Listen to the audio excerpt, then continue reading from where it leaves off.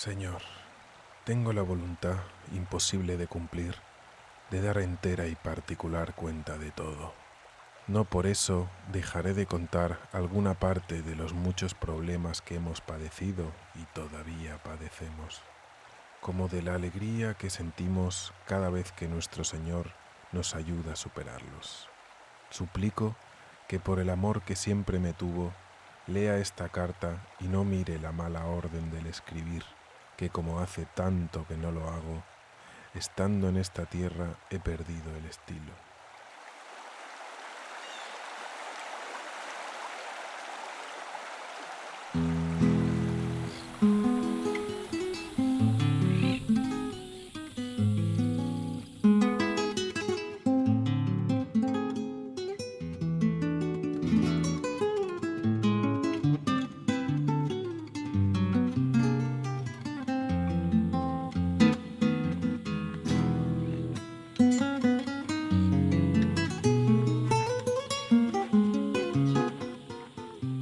Ellos venían en busca de una ciudad, por poco pavimentada de oro, y se encontraban con cardos, cardales, con indios muy rebeldes que no querían saber nada, que además, establecían un primer momento amistoso y después se rebelaban y los perseguían y los atacaban, y con hambre. Con un hambre terrible que llevaba, por ejemplo, a descolgar gente de las orcas para comérselo o matar caballos para comérselo.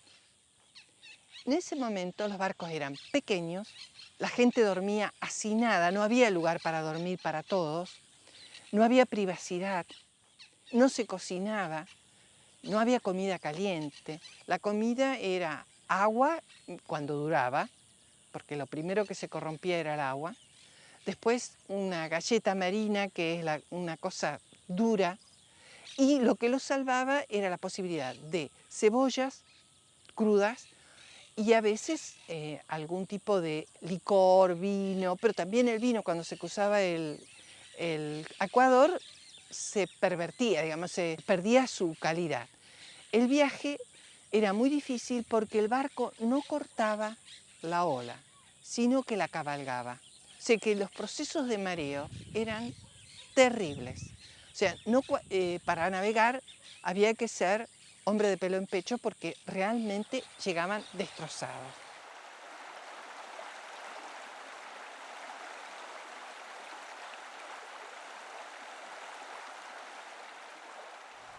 Navegamos mucho tiempo, a veces con tiempo y otras veces con tiempo contrario, con muchos aguaceros. Pasamos mucha sed, porque la ración era pequeña. A 3 días del mes de junio vimos tierra. Los que sabían reconocieron estar en la costa del Brasil. El señor capitán general fue informado por él que la tierra donde estábamos se llamaba Pernambuco y que el rey de Portugal tenía allí una factoría para el trato del Brasil.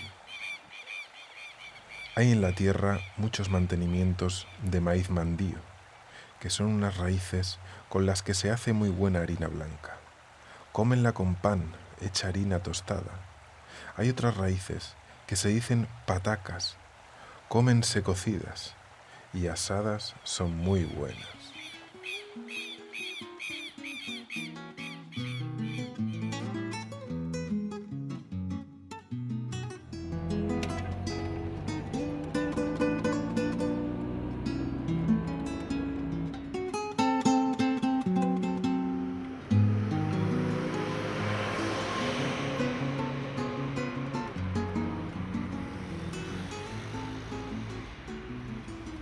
Caboto pertenece a una familia de navegantes. Su padre era John Cabot o Giovanni Caboto, de origen veneciano, que entró a servir al rey de Inglaterra. Y por ende, en esa circunstancia, hizo un viaje muy famoso a la parte norte de América y él lo acompaña a su padre. O sea, él tiene una temprana experiencia de ese viaje que se hace en 1497. Él tenía alrededor de 20 años más o menos y aprende muchísimo, digamos, el oficio de navegante con su padre, que es algo muy importante porque tenemos que decir que entre los siglos XV y XVI se va a crear una nueva clase de trabajadores que van a ser los profesionales de la navegación, porque se domestica primero el océano Atlántico y se aprende a navegar con instrumentos de navegación como el astrolabio, la brújula, y se aprende a navegar con los astros. O sea que es todo un proceso muy difícil y él lo hace. Y aparte él aprende a registrar los resultados de los viajes en cartografía. O sea que él es una persona profesionalmente formada.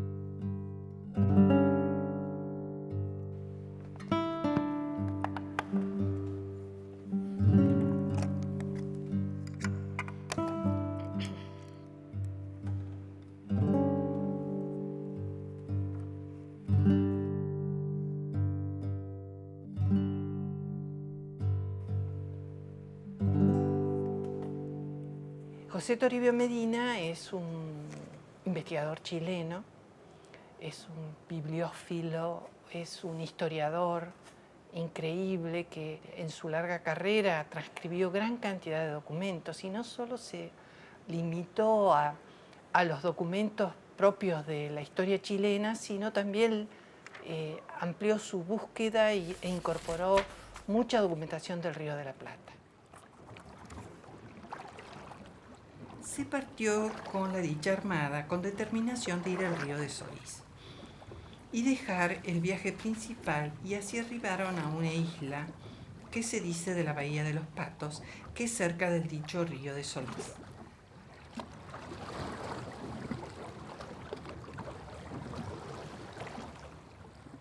Este libro fue publicado en 1910 y afortunadamente uno de los pocos ejemplares que existen en el país está en la biblioteca de la Facultad de Humanidades y Artes, cosa que realmente facilitó el trabajo en términos de comodidad y de poner a las manos una cantidad de documentación que de otra manera no hubiera sido posible.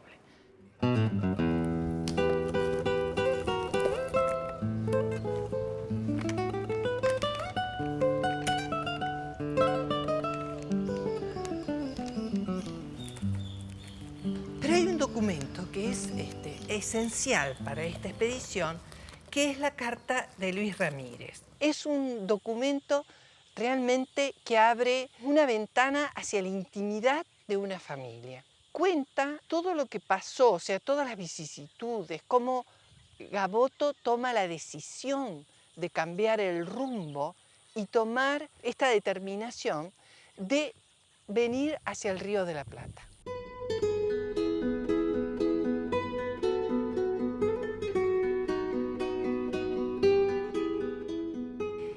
Luis Ramírez no es un hombre que tenga una importancia o un puesto relevante dentro de la expedición, sino que es uno de los marineros, es uno de los integrantes de la expedición que sabía leer y escribir. Evidentemente esto ya lo saca de marinero común.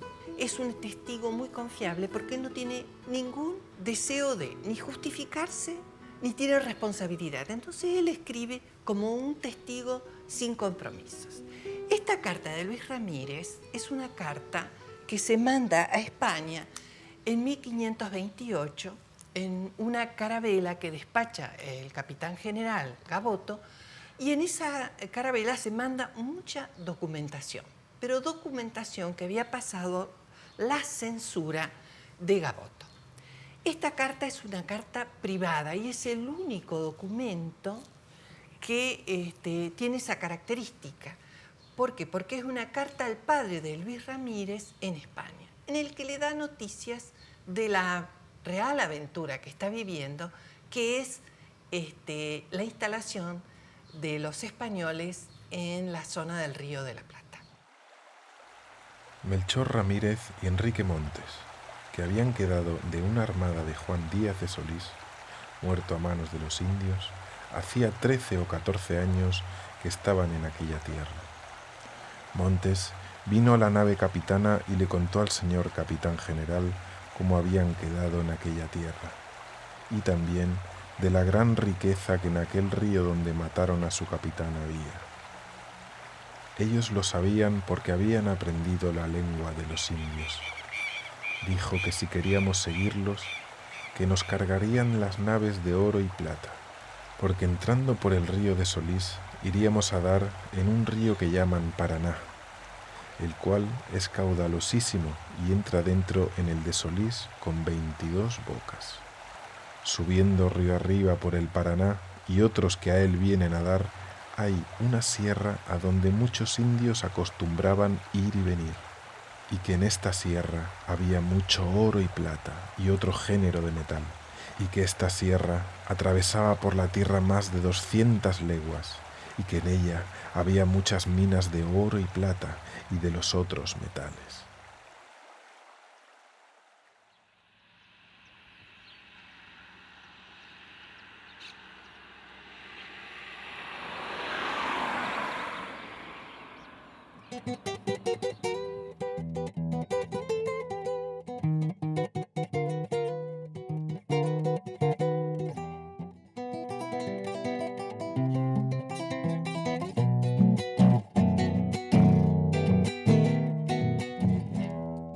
La costa del Coronda, con rumbo norte se van pescadores y nutrieros con destino al Paraná. Entre Perchis y Sausales, tal vez anden de Guará, y a lo lejos en los esteros se sienta el grito de algún chajá. Y a lo lejos en los esteros se sienta el grito de algún chajá. Gabotero pescador, curtido de amanecer, con tu tramallito al hombro volviendo solo al atardecer. Gabotero cazador, cansado te vuelvo a ver, con una nutria a los tientos por los elotes de Santa Fe. A Gaboto llegamos en el año 1963, acá, cuando era la era de arrancar ya los primeros pasos del escolar, ¿no? Nos enseñaban, viste, la historia que tenía Gaboto. Realmente que era algo como es el monumento a la bandera, de la batalla de San Lorenzo. Bueno, era algo imprescindible que estaba en el libro de tercer grado, viste, donde estudiamos historia. Y bueno, de poco a poco se fue desvalorizando eso, que hoy no sé si le darán la historia de Gaboto. Porque según lo que dice la gente o algo, aquella parte es histórico, eso de ahí, la parte del monte ese. Ahí, según lo que se dice, ha sido casi las primeras bases, las principales, ¿va? Y otra que ha estado acá, según lo que se habla.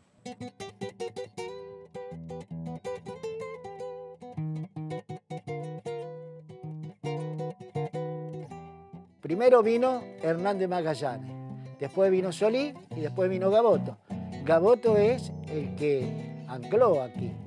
Cuenta que se hizo la fortaleza. Bueno, tenían buena convivencia con los indígenas.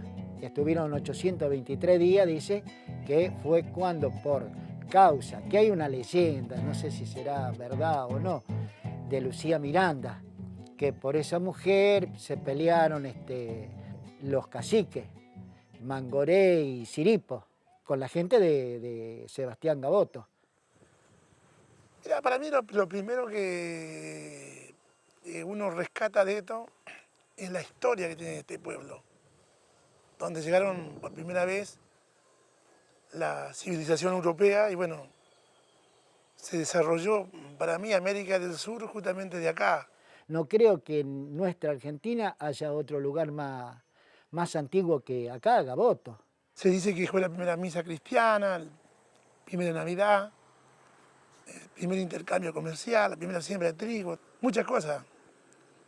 Y bueno, ha quedado quién sabe por qué razón este pueblo tan chiquitito, pero bueno, guarda en su vientre una cosa muy valiosa que es la historia. Porque antes cuando yo pasé acá, todavía existía el puerto, todavía yo vi cargar varios barcos acá, todavía se ven los barcos cargados, no había ruta, era todo camino de tierra.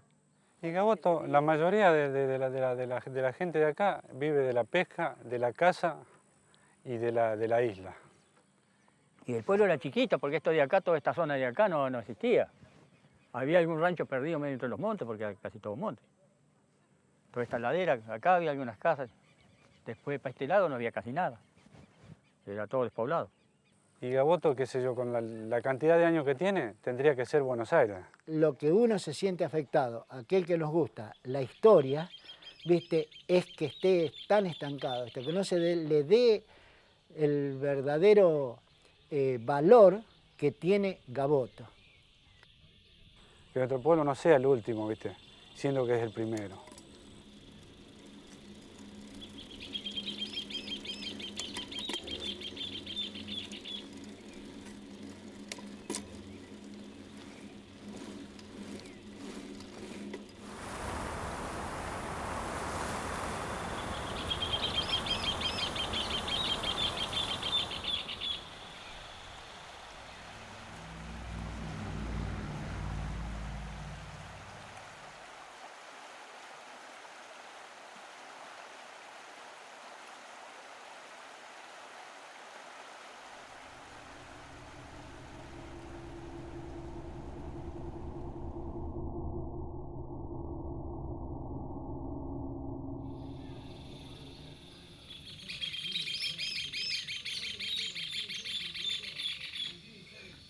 Este trabajo comenzó en el 2006 como propuesta en su momento de la Secretaría de Cultura, que solicitaba ver la posibilidad de encontrar algunos restos o evidencias de lo que fue el Fuerte Santí Espíritu. En ese momento lo que hicimos fue armar un proyecto y fundamentalmente empezamos a buscar bibliografía relacionada con el tema.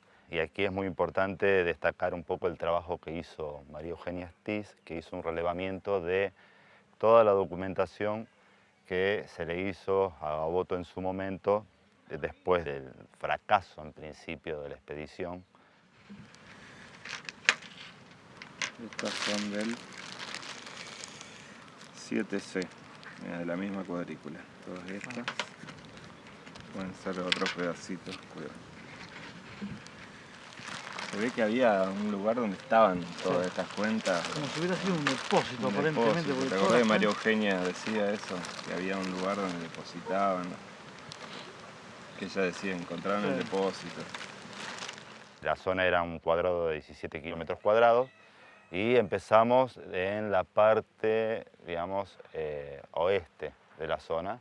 Empezamos como a barrer y a hacer pozos de sondeo. ¿Qué significa esto? Hacer testeos, pruebas en pozos para ver qué era lo que se podía llegar a hallar distribuido en el paisaje. En principio encontramos varios sitios que el material correspondería a grupos locales, grupos cazadores-recolectores, indígenas, mucha cerámica, muy pocos instrumentos de piedra. Y luego un poco se arma por la conjunción de datos, ¿no? O sea, lo documental, las excavaciones. También tenés el tema de los informantes claves, mejor dicho, que nos decían, por ejemplo, nosotros estábamos cavando acá a 200 metros y nos decían, no, vayan al lugar donde estaba el eucaliptus, que ahí generalmente se encuentra cuentas de collar, de vidrio.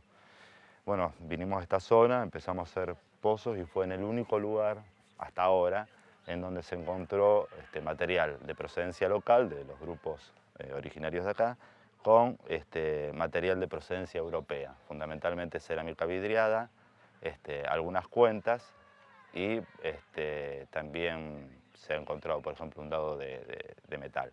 A partir de ese momento, entonces, lo que se hizo fue intensificar el área de excavación en esta zona.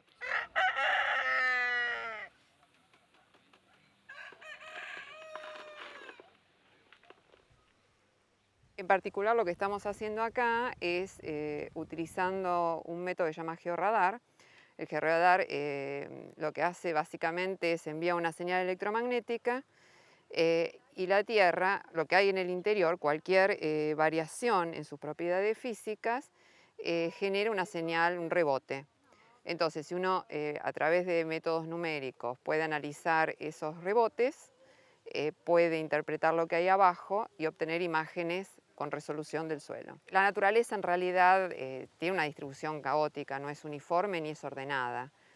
Cuando uno encuentra rasgos que tienen un cierto orden, ya sea un alineamiento, presencia de ángulos, estructuras muy definidas, la probabilidad es muy alta que tenga un origen humano. Entonces, uno de esa manera puede discriminar el tipo de señales, si son señales naturales o señales humanas, digamos, de origen humano, por ejemplo. En este caso, lo que nosotros estamos buscando, obviamente, son ciertos lineamientos o estructuras o ángulos que nos den una pista que no es algo natural, sino hecho. En la primera campaña que vimos ciertos lineamientos que podían ser asociados a los muros, por eso ahora nuestra idea es obtener esas imágenes de alta resolución. ¿Por qué nos damos cuenta que es antrópico esto? Porque utilizaron ese sedimento que se puede sacar del perfil de las barrancas o cavando un pozo hondo para construir los muros de una habitación, del fuerte, de la estructura habitacional que sea. Nosotros teníamos más expectativa de encontrar artefactos que estructuras, porque por las características de esta estructura y que el fuerte estuvo 2 años y medio nomás, era muy poco probable que se conserve una vez que lo incendiaron y bueno, eso se fue destruyendo después con el paso del tiempo. ¿Qué es eso? ¿Metal? Tiene como verde.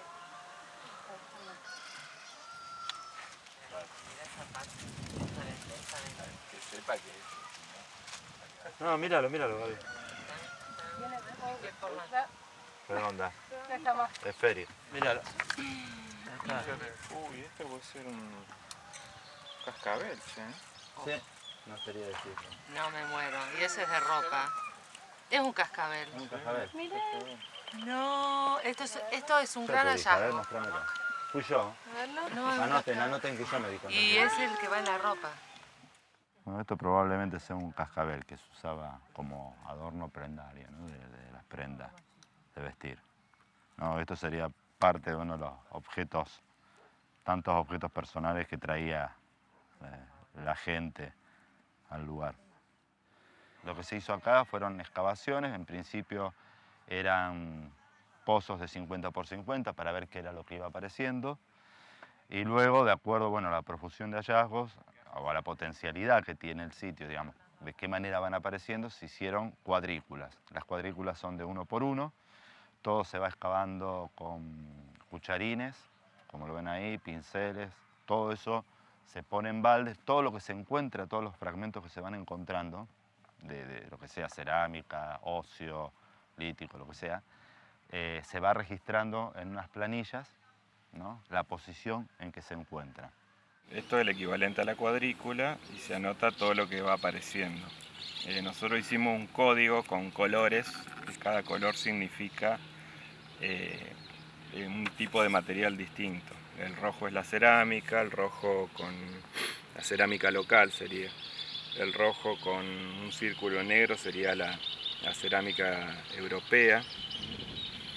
El azul el vidrio, así que azul con un círculo negro serían las cuentas o vidrio europeo.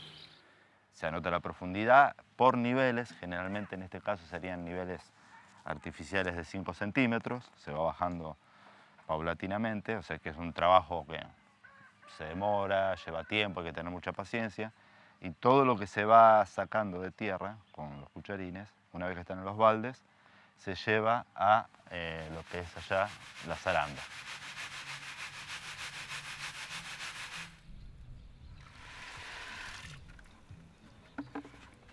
Hay cuentas que son muy pequeñas y que es importante porque de esa manera se recupera la mayor cantidad posible de objetos para después ser analizados con mayor detenimiento en el laboratorio.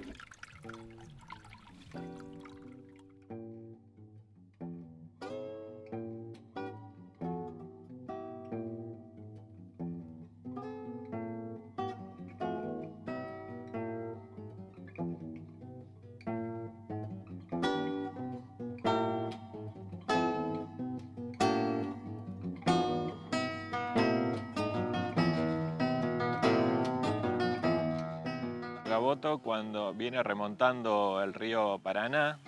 Entonces el primer paisaje que ve es de la llanura aluvial del Paraná, por donde ellos venían navegando, que es un paisaje de islas similar o casi igual al que vemos en la actualidad.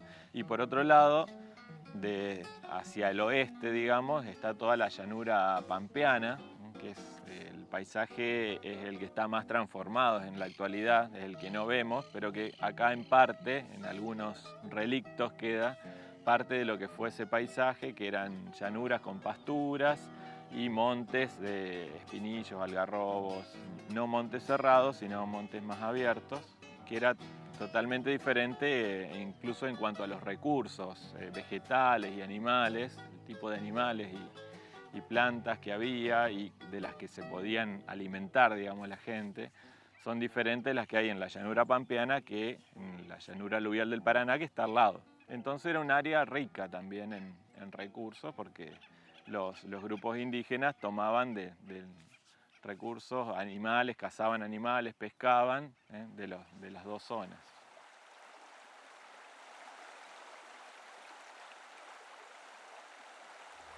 Llegamos al Carcarañá, un río que entra en el Paraná y que los indios dicen que viene de la sierra, donde hallamos que el señor capitán general había hecho su asiento y una fortaleza. El capitán acordó la pacificación de la tierra. Vinieron todos los indios de la comarca, que son de diversas naciones y lenguas, entre los cuales vinieron unos que se hacen llamar querandíes. Se mantienen de la caza y beben la sangre de los animales, ya que la tierra es muy falta de agua. Esta gente nos habló mucho del Rey Blanco y de la Sierra del Plata. Estos querandíes son tan ligeros que alcanzan un venado por pies. Pelean con arcos y flechas y con unas pelotas de piedras redondas y tan grandes como el puño, con una cuerda atada que la guía. Nos contaron también de otros indios que de rodilla para abajo tienen los pies de avestruz. En la comarca de la Fortaleza hay otras naciones, Carcaráis, Chanaés, Peguás y Chanaés Timbús y Timbús, que son de diferentes lenguajes. Todos vinieron a hablar y ver al señor capitán general.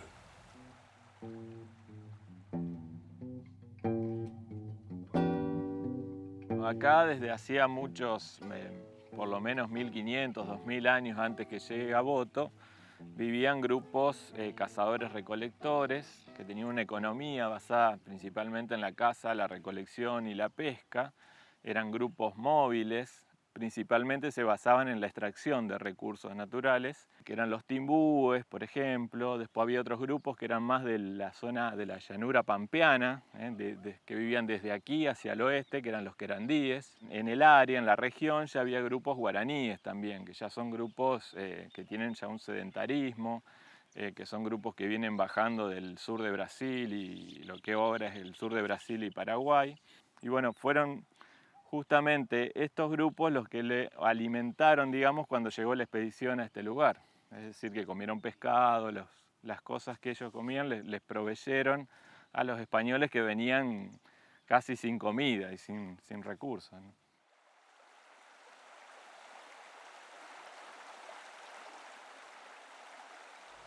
Es gente muy bien dispuesta. Tienen todos horadadas las narices, así hombres como mujeres, por 3 partes y las orejas. Los hombres horadan los labios por la parte baja. De estos, los carcaráis y timbús siembran abatí y calabazas y habas, y todas las otras naciones no siembran, y su mantenimiento es carne y pescado. Aquí con nosotros está otra tribu, que son nuestros amigos, se llaman guarenís. Estos andan derramados por esta tierra y por otras muchas, como corsarios, a causa de ser enemigos de todas estas otras naciones y de otras muchas que adelante diré. Son gente muy traidora, todo lo que hacen es con traición. Estos señorean gran parte de esta tierra y confinan con los que habitan en la sierra.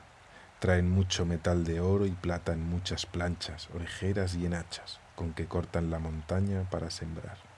Comen carne humana. La tierra es muy sana y muy llana, sin arboledas. Hay en ella mucha caza, como venados, lobos, raposos, avestruces y tigres. Hay muchas ovejas salvajes. El pescado de esta tierra es mucho y muy bueno.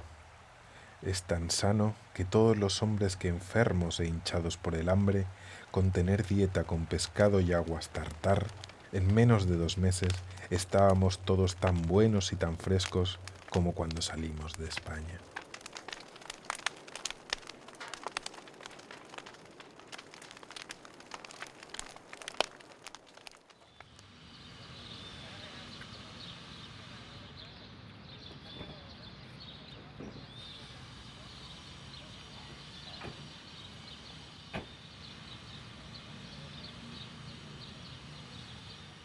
A partir de que vos agarrás una materia prima y la modificás y tiene intervención humana, se convierte en un artefacto. Como una piedra cuando la tallás, ya es un artefacto, ¿no? Eso es lo que le da la marca humana, por así decirlo, en cuanto a producción. Una historia que se aborda a través del objeto, ¿sí? Pero no el objeto si es lindo, si está estilizado, si está decorado, sino en cuanto a la información que te brinda. O sea, nosotros buscamos saber cuáles son las conductas humanas que están detrás de la construcción de ese objeto. Lo que decía María Eugenia, que lo que está bueno es que las cuentas eran para intercambiar. En cambio, los dados eran de uso personal. Eso implica ya que lo usaron los españoles, digamos, en ese lugar. Después quedó descartado en ese lugar. Pero... Según ella, de acuerdo al contexto de haberlo encontrado acá, era para los juegos de azar, que estaban totalmente penados, ¿no?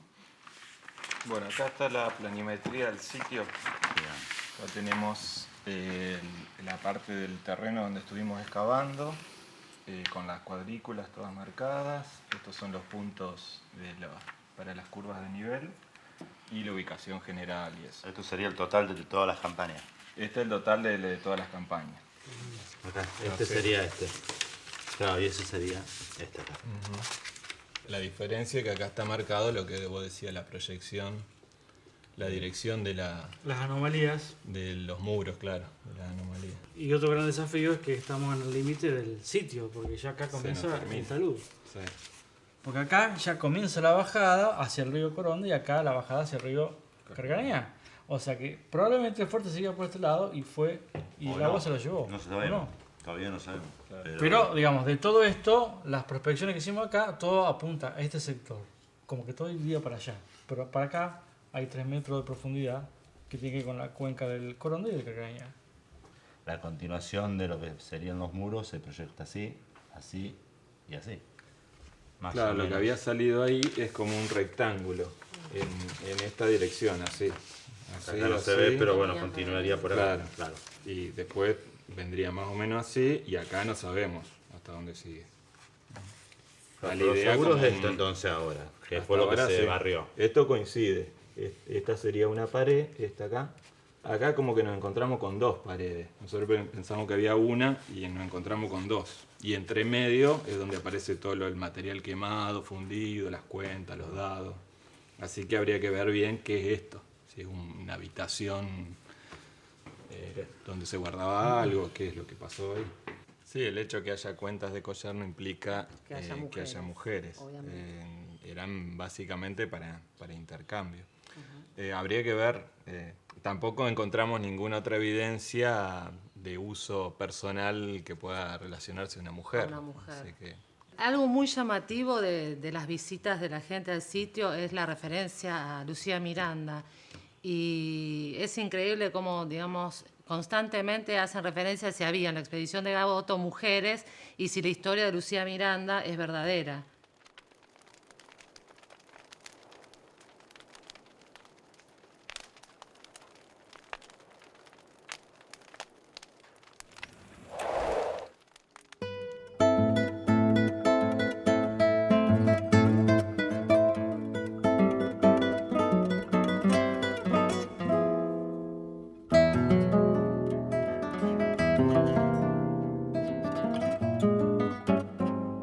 Cuando Gaboto con su expedicionario llegaron acá a la confluencia del Carcarañá con el Coronda, encontró a varios pueblos indígenas que estaban invernando.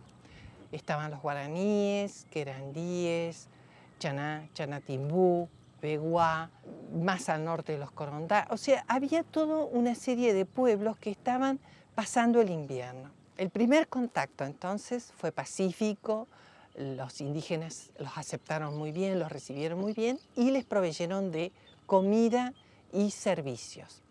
Pero esta primera convivencia pacífica empezó a deteriorarse con las constantes exigencias, con las demandas injustificadas, con la apropiación de mujeres que se dio y que incluso muchos establecieron relaciones estables con algunas de las indígenas con las cuales convivieron. O sea, todo esto fue aumentando la conflictividad y los problemas entre los recién llegados y los habitantes originarios.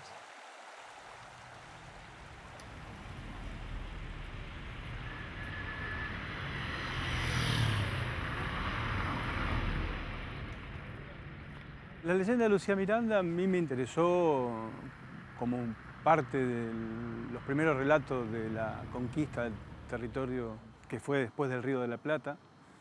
En general toda la literatura de conquista me interesó desde Colón en adelante. Y bueno, Ruiz Díaz de Guzmán es el autor de esta leyenda en el contexto de un libro donde se cuenta el descubrimiento y conquista de todo lo que es el territorio, va a ser después el territorio del Río de la Plata, Paraguay, el norte de la actual Argentina. Ruiz Díaz de Guzmán es básicamente un militar que al final de su vida se dedica también a contar la historia, ¿no es así? Y entonces cuenta esta historia como una historia verdadera. Luego los historiadores han dicho no puede ser verdadera, debe ser una invención, sea como sea, finalmente se constituyó en una leyenda gracias a las reescrituras posteriores.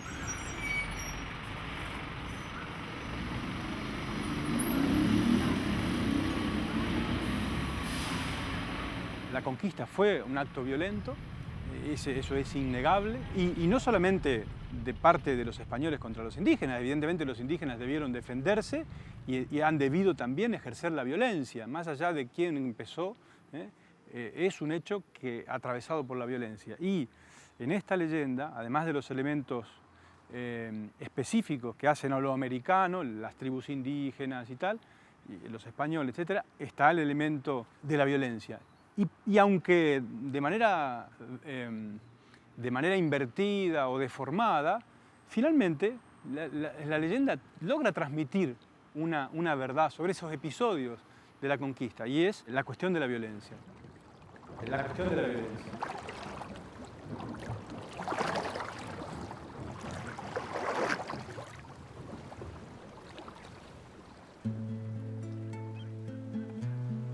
La andaluza Lucía Miranda llega a nuestras tierras junto a su marido Sebastián Hurtado en la expedición de Gaboto. Ya en Santi Espíritus, el cacique Timbú Mangoré, que se había hecho amigo de los blancos, se enamora de Lucía y trata de secuestrarla, pero muere en el intento. En venganza, pero también enamorado de la andaluza, viene Siripó, el hermano del cacique ultimado, quien finalmente la rapta y quema el fuerte y el poblado. El marido Hurtado va al rescate de su amada, pero es atrapado por los nativos. La mujer logra que Siripó no lo mate a cambio de la promesa de no hablarle ni mirarlo. Al poco tiempo, la señora Miranda rompe ese juramento insostenible y Siripó la manda a la hoguera, mientras los nativos matan al esposo a flechazos.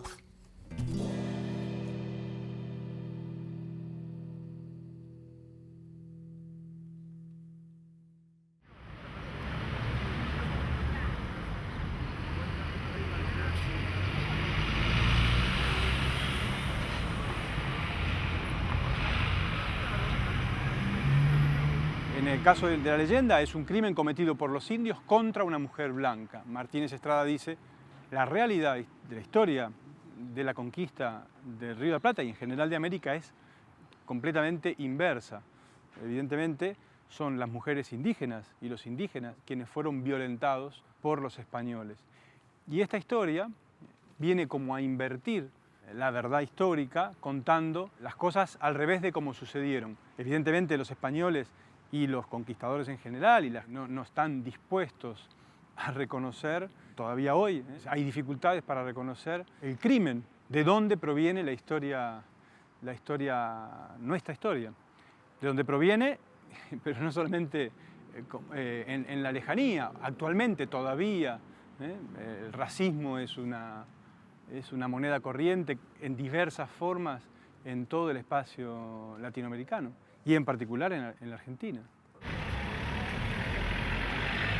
Yo creo que eso es un aspecto que no habla de manera deformada, es un aspecto que refleja directamente la realidad, más allá de quién fue el que la ejerció, y en ese sentido Ruiz Díaz de Guzmán creo que cumple con su cometido. Él cuenta una verdad. No sé si hubo verdaderamente un rapto, si hubo, quizás sí, ¿por qué no? Pero cuenta una verdad y es que hubo allí muerte, asesinato, violación, incendio, y quienes lo padecieron fueron víctimas reales que fueron los habitantes de estas tierras, digamos, en los orígenes de nuestra historia.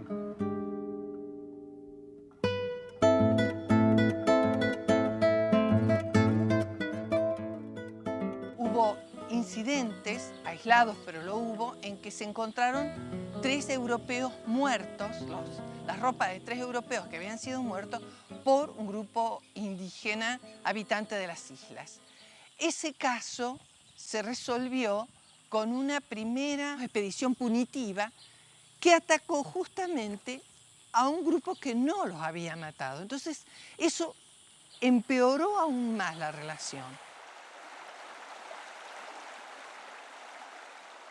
El capitán general mandó 35 hombres junto con los indios que eran nuestros amigos a atacar sus casas al amanecer. Saltamos en tierra y los cercamos sin ninguna resistencia. Al ver que éramos cristianos, no tuvieron ánimo para levantarse ni para tomar arco ni flecha. En fin, matamos a muchos de ellos y les tomamos todo el maíz que en la casa tenía. Cargamos el bergantín y les quemamos las casas. Los indios que con nosotros iban vinieron cargados de timbús y con mucho maíz. En la galera nos recibieron con mucha alegría. Después de la misión punitiva que dirigió Gregorio Caro, se va a producir un verdadero enfrentamiento entre Gaboto y unos caciques indígenas que exigieron liberaran a unos familiares. Ese enfrentamiento va a llevar con el tiempo a una verdadera rebelión que va a comprometer a todos los grupos indígenas en contra de los europeos presentes en Santi Espíritu.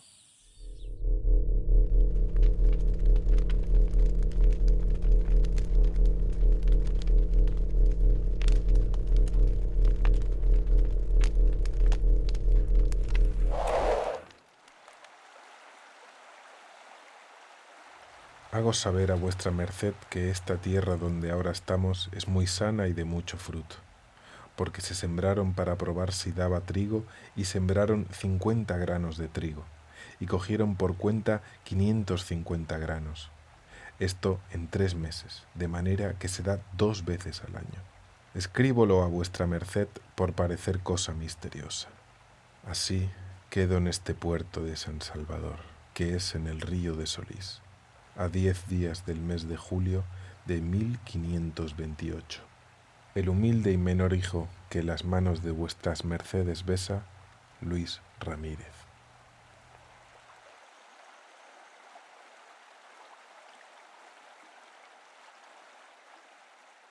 Luis Ramírez muere en el Río de la Plata. De él, aparte de la carta, no se sabe más nada. Su palabra adquiere una relevancia a través del tiempo mucho mayor de la que él pensaba que pudiera tener. No se sabe cómo llegó la carta al archivo, pero gracias a Dios este documento fue conservado.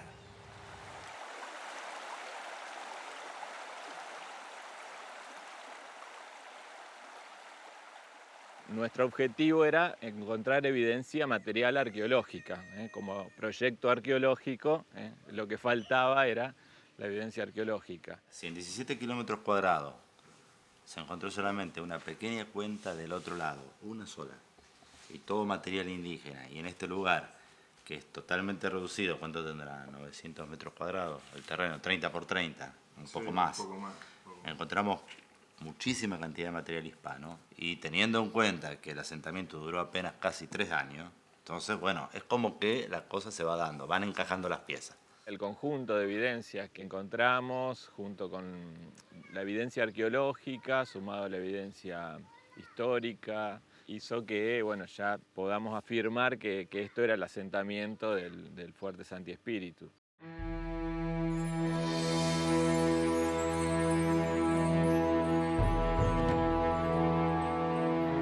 El fuerte había quedado bajo el mando de Gregorio Caro.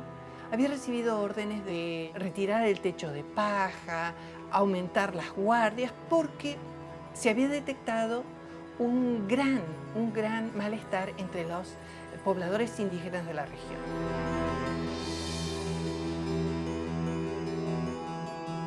Transcurría la vida normalmente cuando una madrugada se oyen unos gritos y viniendo en olas, digamos, 2 alas, una por el campo y otra por el río, atacan los indios.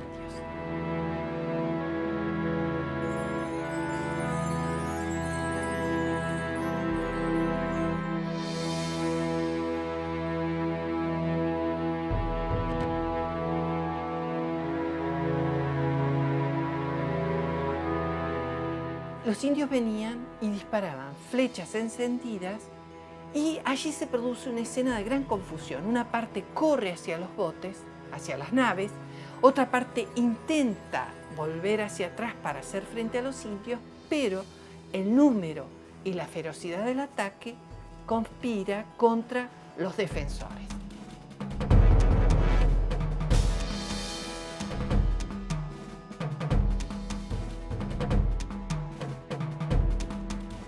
El fuerte toma fuego porque, por supuesto, Caro no había cumplido con la orden de retirar el techo de paja. Toma fuego y rápidamente comienza una humareda infernal que no permite ver. Algunos retornan y una parte de ellos se embarca y se van yendo hacia el río, saliendo por el Carcarañá hacia el Río Grande, o sea, el Coronda. De todos estos, los que se salvan son los de la barca, viendo cómo atrás quedan sus compañeros, el fuerte incendiado, cadáveres despedazados a la orilla del río y la fortaleza saqueada. El resto todo destruido. Este es el final del primer asentamiento europeo en el Río de la Plata.